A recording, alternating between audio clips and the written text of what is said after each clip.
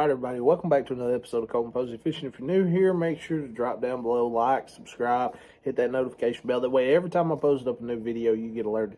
So today, we're going to be talking about the metabolic rate of bass this time of year, January, February, March, and on into April.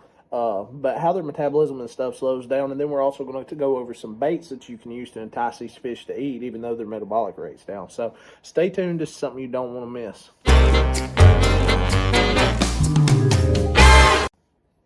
All right, everybody. So let's talk about the metabolic rate of bass this time of year. So basically what happens is when that water temperature starts plummeting down, it gets, anywhere between 60 and then whatever the bottom level is in your state or wherever you're from.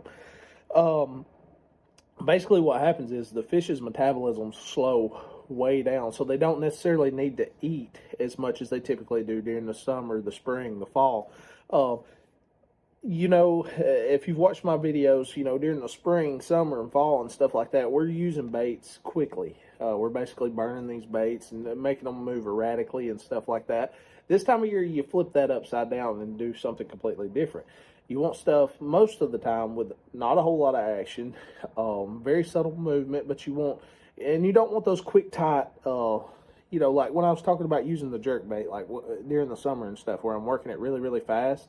I don't necessarily want to do that this time of year. I want that bait, instead of it just, jumping like this, I may want it to then chill, then barely, stuff like that. So, but either way, like I said, basically their metabolism slows down. That way they just don't have to eat as much, just because of the water temperature. You got to think, these fish are cold-blooded, so whatever the water temperature is, that's what temperature the bass is going to be. So basically, now if you have a blueback herring lake in your state like I do, the spotted bass are completely different. They're a whole different. For some reason, they like the cold. So now that doesn't change the fact of exactly how you use the technique when it comes to your baits and stuff on the spotted bass, but it does change how many bites you get. Okay, so you'll realize on these blueback herring lakes and stuff, the cooler the water temperature, they become very active. They still eat a lot, and this time of year is a great time of year to get on these blueback herring lakes, catch the big football spots like you see in the thumbnail. So either case, just remember, this time of year, the metabolic rate slows down, so they do not need to eat as much as they typically do during the spring, summer, and fall, but they still do have to eat. So you're going to have these feeding windows, and then a lot of times you're going to have to put that bait right in front of them and entice them to bite, just like if you're using a drop shot and stuff during the summer. So either way, let's get into the baits, and let's talk a little bit about what we can do to entice these fish to bite. So one of the first things, let's talk about if you're in a situation where you're on a spot, maybe a bridge, and you've got all this riprap and stuff, right? And, there's fish there, and let's say they are slightly active. They're not jumping up out of the water and stuff, but they are feeding. So you may have threw in there with something that got one bite or something like that. But either way, the bite's going to pick up a little bit, and then it's going to crash. So let's talk about a bait that we can work on, like those riprap situations or those real steep clay banks and stuff like that. This is a Rapala DT, I think it's 15, DT 14, 14-foot diver. But either way, the Rapala DT series is great. And I do want to say I'm not sponsored by Rapala or anything like that. Literally, I'm not sponsored by any of these baits. This is literally what I use if I go. Okay, but the Rapala DT series is great this time of year. Number one, they're made out of balsa wood, so they do have a different sound. But they also have they don't have that real wide wobble. They kind of have a little tight shimmy. I don't know how to explain it. You'll see exactly what I'm talking about when you use it. But they just have a different movement. But adjust that bait to whatever level you're fishing. So I've got the 14 tied on, so I would throw this in like 13 to 14 foot of water. Okay, so if I want to reach, if I know those fish are in the 13 to 14 foot mark, this is where I'm going to use this right here. I'm going to use this. I'm going to cast far past where I'm trying to target, bring that bait down as fast as I can and get it to touch bottom. Once it touches bottom, I'm going to slow roll this thing. When I say slow roll this, I'm going to turn it about this fast once it hits bottom. I want to feel this bait go over the top of stuff. I mean, that slow. The slower I can turn this reel handle and keep contact with the bottom, the higher chance I'm going to get a bite. Okay, these fish are not going to chase this down. You're going to be targeting a specific area with this bait. Now, if you get close to these fish and you're moving that slow, it can entice them to bite. They may think that it's wounded or something, but in either case, they're more likely to at least slowly come over, and they have the time to slowly come over, inspect the bait, and then attempt to, target it. But either case, when I'm fishing riprap and stuff with, a crankbait, I'm using 15-pound line, minimum. Sometimes I will go up to 20. It just depends. But most of the time, I'm using 15-pound fluorocarbon. Okay. Now, in this specific scenario, I will say this specific scenario. Anytime you're using a crankbait, me personally, I like to run a low gear ratio. Why? Because I get more torque, okay? So, we get that power, we get that slower gear ratio, and plus, if we need to speed it up, we just obviously just speed it up with the reel handle. So, either case, the Rapala DT series is great. Me personally, I stick to the crawfish or a shad pattern this time of year. Either one, crawfish or a shad pattern, okay? Now, let's go on to another one. Since we're on the side of riprap here, know a whole lot of y'all asked me. It's been, it may have been 1 or 2 years ago. I can't remember, but I got several questions about jigs, people, because I always talked about jigs. But a whole lot of people struggle with jigs. A football head jig is the most versatile thing you can throw. Period. In my opinion, it's the most versatile thing you can throw. I've made more money on a jig than I have anything else. Caught more fish on a jig than I have anything else. So, if you watched my series back whenever that was, on the jigs, let's talk about, sorry, the camera's trying to fall here, but let's talk about what not to do right now, okay, with a jig. So typically during the spring, summer, and fall, I'm popping this bait. Okay, when I mean popping it, once this thing hits bottom, I'm popping it up off the bottom. It's that simple. I'm giving it erratic action, making it jump, making it fall quickly, stuff like that. I'm kind of making it look like a crawfish would, like a crawfish scurrying across the bottom, and then crawfish pops up. I'm doing just like that. That's all I'm mimicking with a jig. Now, this time of year, it's a little bit different. What I'm doing, I'm throwing this bait out there, I'm letting it hit bottom, and then I'm pulling up real slow, reeling up the slack, letting it sit for a few minutes. I may even shake it a couple times, but when I shake it, I'm not doing that wild shake, trying to get it to, scurry or anything like that. I'm literally just barely shaking the bait, okay? And that gives it a little bit of action, but it also gives the fish time to come over, inspect, and decide on whether or not it wants to eat the bait. Now, me, typically, I like to run like a rage chunk or something like that on the back of it. You run whatever chunk you want, but when it comes to jigs, keep it simple. You can have 5 million jig colors. It ain't going to make a bit of difference. Me, personally, I've got green pumpkin, I've got black, and I've got brown. That's it. That's really all I need. It works in every situation. So green, black, brown, your natural colors when it comes to a jig, you're going to catch fish off of it. But this time of year, either way, you're going to slow work it, you're going to pull it towards you, reel up the slack. I don't slack line with the jig. I've just broke off a lot doing slack lining by accident and on purpose at the same time. But I don't slack line. I like to keep my line pretty tight, maybe just a hair bit of slack on it. That way if they grab it, because sometimes they'll grab it and then just go off with it.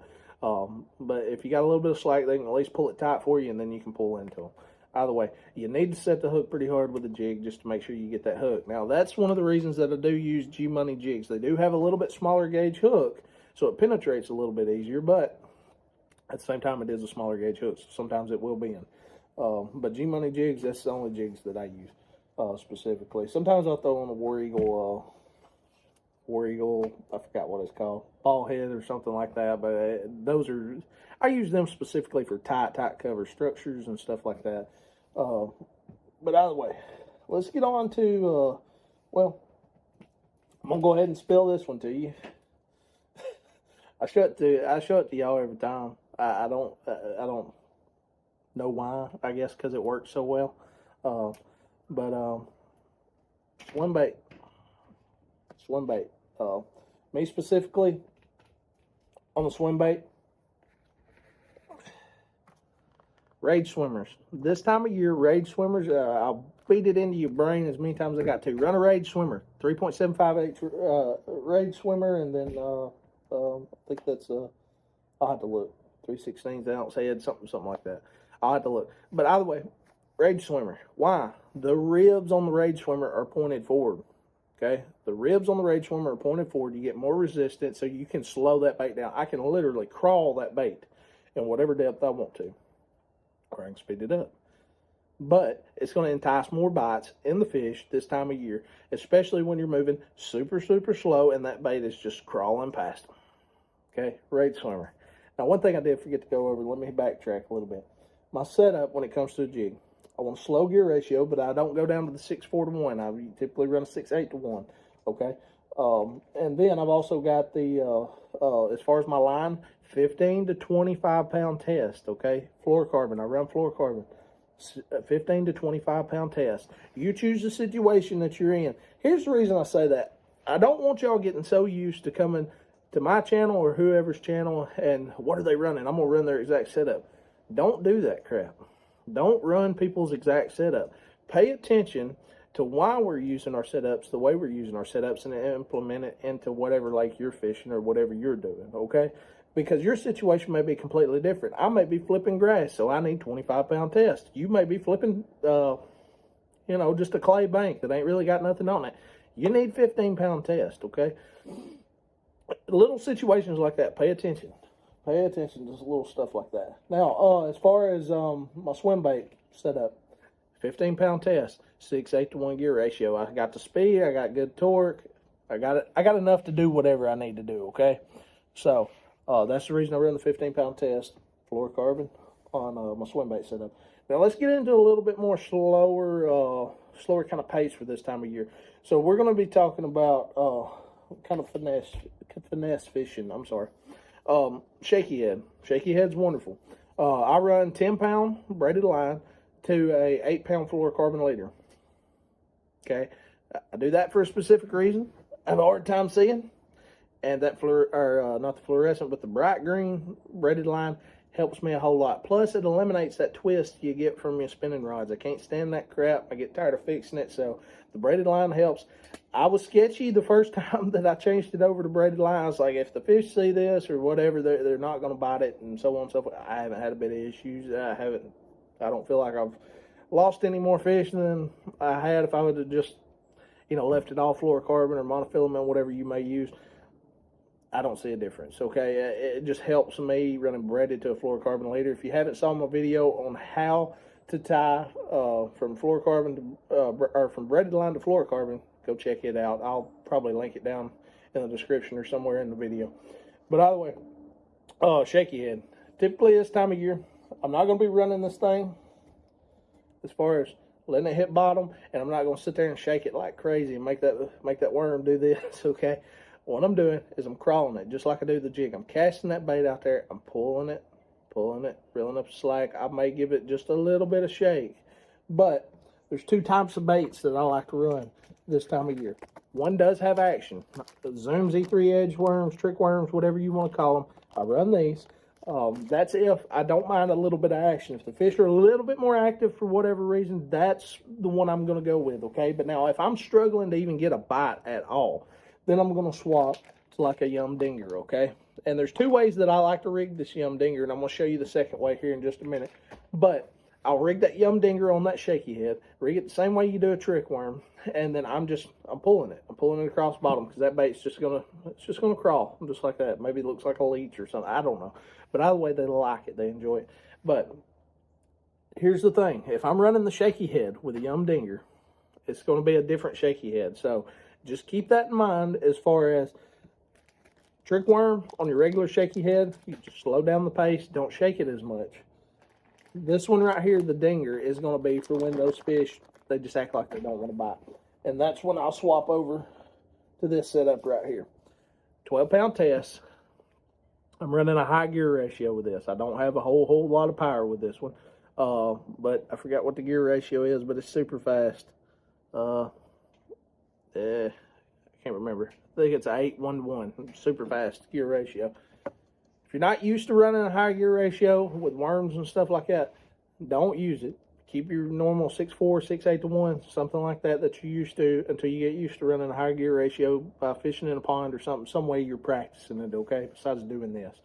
But either way, I'll Texas rig, just like that. I don't know if you can see it, but I've got a peg up here, okay? That's what that is. It's a peg. I've got my weight pegged on my line here, and then I've got a 3/0 Gamakatsu hook, super line. I run the super line with those specifically, okay? Or you can run the deep throat hook, whichever one. But super line or just a super deep throat hook. It depends on how the fish are biting specifically. So if you get no short misses, swap to a deep throat hook, you'll start, catching on. But you just simply Texas rig the dinger. Now, what I'll do, I'll run that a little bit just to see if I get any kind of bite, okay? If I'm not getting any kind of bite, there is a specific shaky head that I swap to. And sometimes they are super hard to find. So if you find them, if I find them, I'll link them down in the description. These are called young pumpkin heads. Okay, some of y'all may have heard of them. They got a flat head. They're goofy looking. Got the little extra arch bend. But either way, once they hit bottom, I'm trying to get an angle on this sucker. Once they hit bottom, they sit just like that on bottom with your bait up. Here's the thing with the dinger. They don't sit straight up most of the time with the dinger. The dinger, this thing will hit bottom, and then it's just going to slowly fall over. So, sorry, I've got heartburn so bad. But once it hits the bottom, it's going to fall over. That's a lot of times where I'll start to pick that bait up. You'll know when it hits bottom because your line will just start going slack. Once it hits bottom and it falls over, I'll pick that line up, and that bait will come up, and then it'll do the same thing over and over again. It's got a strange action to it. If you got your little tub that you can fill up with water, fill it up, try that bait with a dinger on it and see what you think. It's weird the way the action looks, and the fish love it. It's very, very subtle. So if they're not in that mood to run something down, or they're not necessarily hungry, most of the time that'll entice them to bite. Okay, so with that being said, everything being covered, those are baits. That's what the fish's metabolism do this time of year. It slows down. They're not going to eat as much, but you can entice them to bite. You just got to find them. Okay, don't sit around in one spot for too long unless you know there's fish there and you're trying to pick them apart. Okay, because if you sit in one spot, most of the time you're just wasting time, especially if you're not getting any bites or anything like that. So, guys, I've got a lot going on. I've got some new stuff coming in to help do these videos and stuff. All kinds of equipment and stuff like that. I'm trying to pick up the pace a little bit on these videos and stuff. Like I've said before, we just got a lot going on. But either way, I'm trying to improve the quality and the way that I do videos and stuff. So be patient with me. I appreciate everybody that stuck with me from the get-go. Just life, it's life. But either way, I appreciate it, guys. Don't forget to like and subscribe if you're new here. I'll see you next time.